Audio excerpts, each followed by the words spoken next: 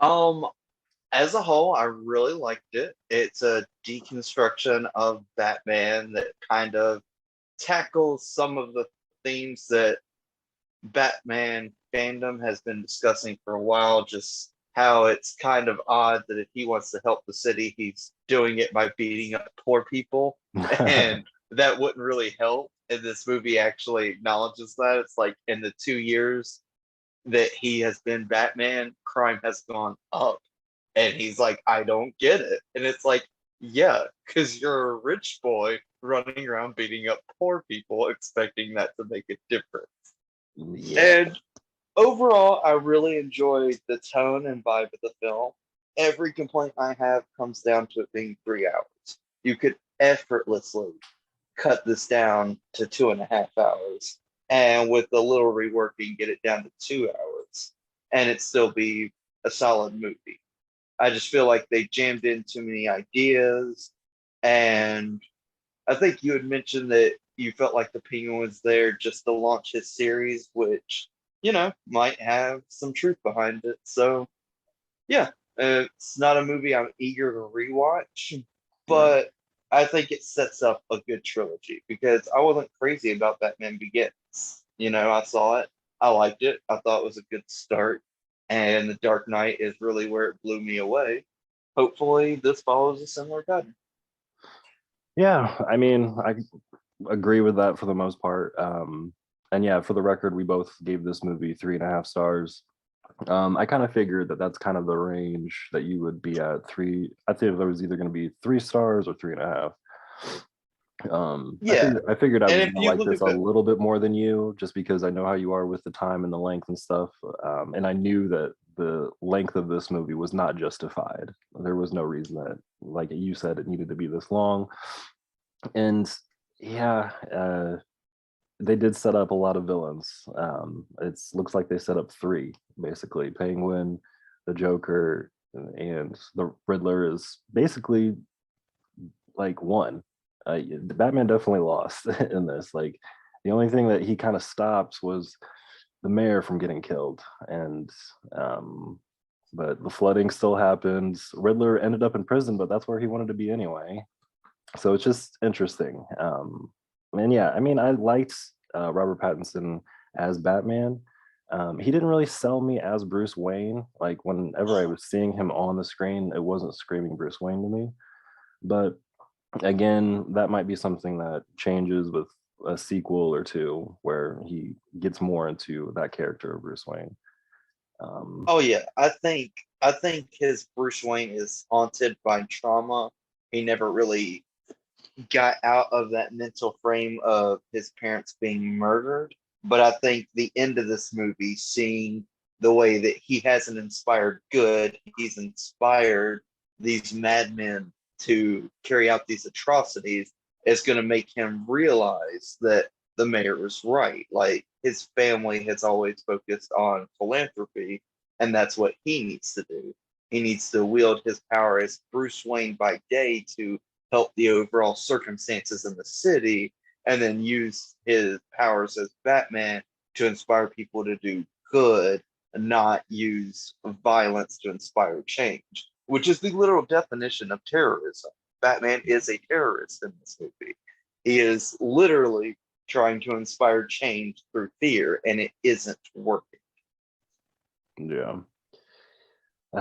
Yeah, and he's making a lot of mistakes. He got shot a lot. He messed up with his little glider, which was cool, but he ended up crash landing, and it just is interesting the direction that they went with this. And I like it. I mean, I think it's always great when we get something different, especially when we've seen the origin story 4 million times. It seems like we saw the falling pearls and the just alleyway of Bruce's parents getting killed so many times. And it didn't seem like they harped on that too much in this. It definitely is always going to be somewhat of a plot point just because it has to be. But yeah, I do think even though it was 3 hours, they still didn't do that, which was great. Um, Yeah. Another interesting thing is they're kind of. I mentioned to you before at one point that Iron Man and the MCU owe a lot to Batman Begins because if you look at the structure of Iron Man and Batman Begins, they're very similar. You know, with the training montage and becoming the hero and all that. So it's now interesting to see this movie kind of copy the Marvel formula, not so much in the way it's structured and its general tone, but it kind of takes multiple sources of inspiration from the comic books and animated movies. Because this is kind of like a combination of Batman Year One, The Long Halloween, and Hush. And I'm not a comic book fan, but I did see every one of those animated films, and I can see their inspiration on this movie. Mhm. Yeah.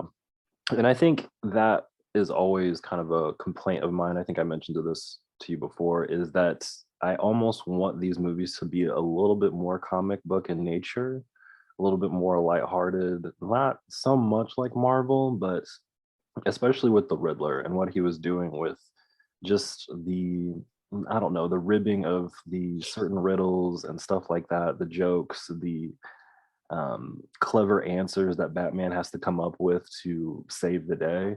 It didn't really feel like a whole lot of that was there. It did a little bit with the different kind of cards that he was using, but it just, I don't know. I wanted it to be more comic book in nature with that, just because it is. I do like the like having the Riddler as a Zodiac killer type, but the mask he was wearing, his overall demeanor, it just seems more psycho killer, which is great, but it is more like of a Hush or Long Halloween kind of thing. So yeah, I definitely um am leaning I more don't know. towards. I kind of discuss this anytime there's a remake of something where a remake doesn't erase the original. And as far as comic booky movies go, Marvel's given us 25 and counting.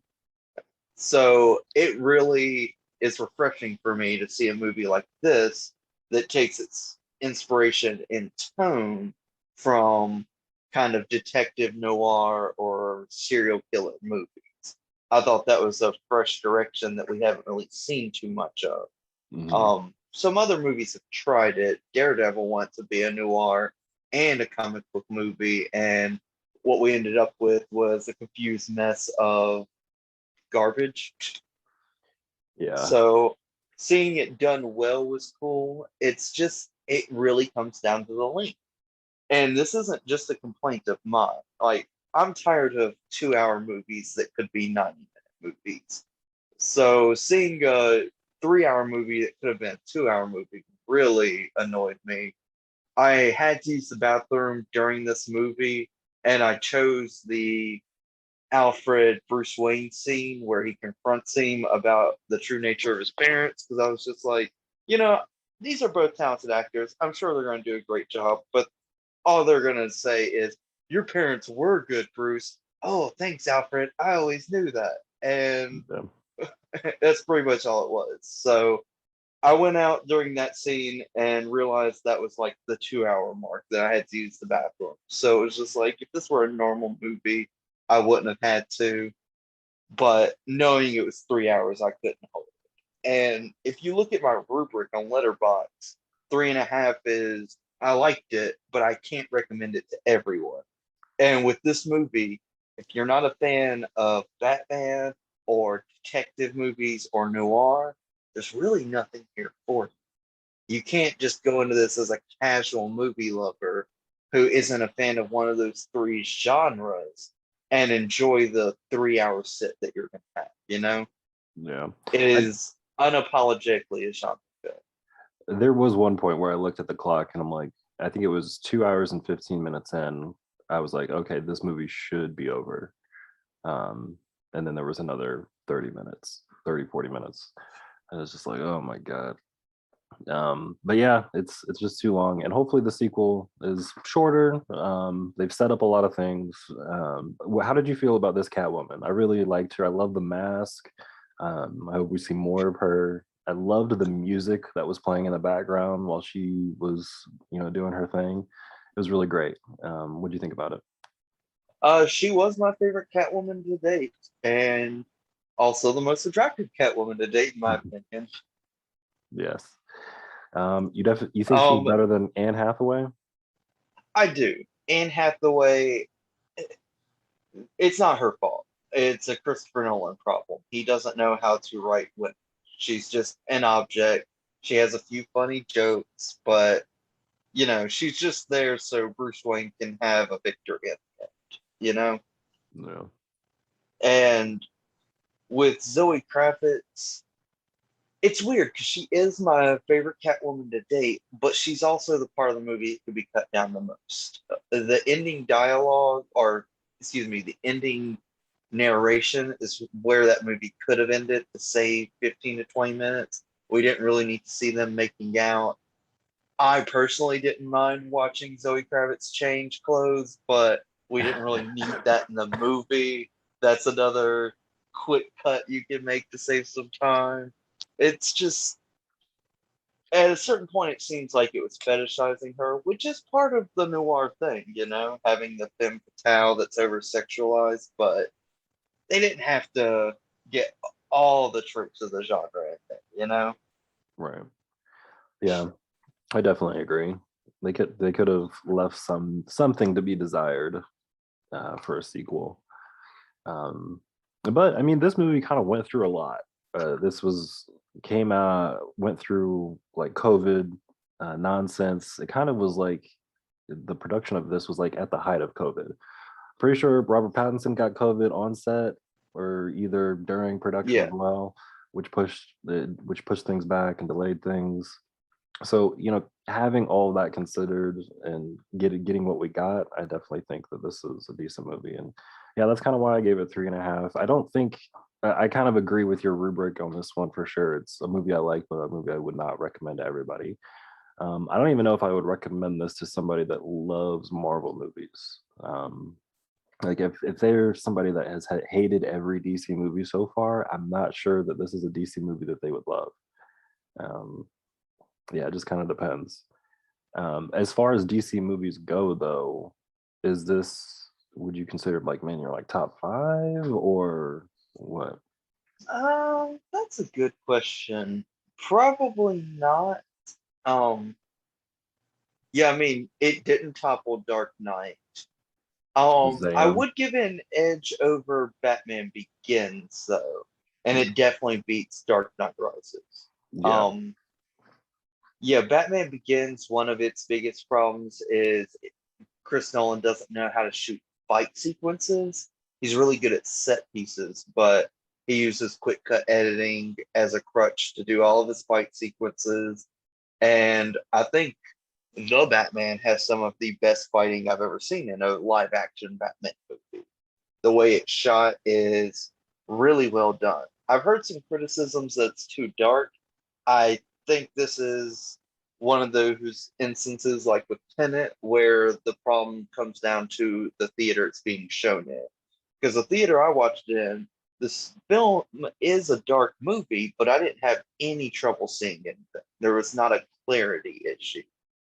right. And I think we're going to hear that complaint a lot more when it comes to streaming because you and me both still collect physical media. And this is a perfect example of why you need physical media. Because if you stream this movie, they're going to compress it and it's going to be hard to see a lot of sequences on your home TV if you're streaming it. Yeah. Same thing with horror movies. Yeah. Yup. So definitely a great point. And I don't. Are you gonna get rushed to get this on Blu-ray, or are you gonna wait till it's under $10? I'm probably going to wait till all three movies are made because this is supposed to be a trilogy and Damn. just pick up the box set at the end. Yeah. You are not in a rush to rewatch this. That is apparent. Yeah, no, I got it. It's cool. I don't need to re-see it anytime soon. Gotcha. All right. Well, any final thoughts on the movie? What do you think of like the Joker teaser at the end? Do you think that he's going to be a main plot point, or do you think it's going to be the Riddler again? Honestly, I hope the next movie doesn't deal with either. I hope they give us a villain we haven't seen yet, and the whole movie is dedicated to that villain the same way that this one was dedicated to the Riddler. And what I'd really like to see is the changes that the Batman in this movie learns as he goes through his art. He tries to become someone new, tries to become more of a hopeful symbol, and then having a character that can challenge that. In the past, the Joker has done that flawlessly, but we've already seen that. So I want them to try something new and maybe have the Joker teased a little bit more.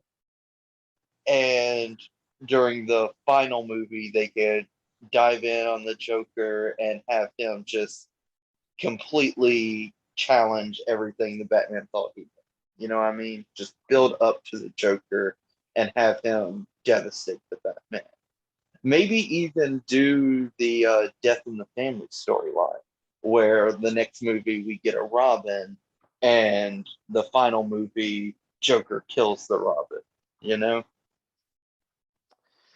Yeah, that would be cool. I don't know how I feel about a Robin though. I think he's a little too young still for that. I mean, this next movie might jump a couple years, yeah, but I don't know. I think that would be weird Yeah, for them to. I think they can do that. I think they can jump forward like 6, 7 years and have a fully defined Batman. Because I mean, like you said, they didn't dive into the origins of this movie. They basically said, you know how Bruce Wayne became Batman. Here's what Batman looks as he's starting out, you know? So I feel like they could also be like, you know what fully functioning Batman is. Here's a Batman who's comfortable being the Batman. He's found his groove. He's doing his thing. And oh shit, someone's actually challenging him. Maybe Bane. Maybe have Bane come in and really mess him up. We've kind of already seen that, but I don't know. It. I don't really know what I want from this next movie. I'm gonna trust him to deliver something good. I just really hope it's under 3 hours.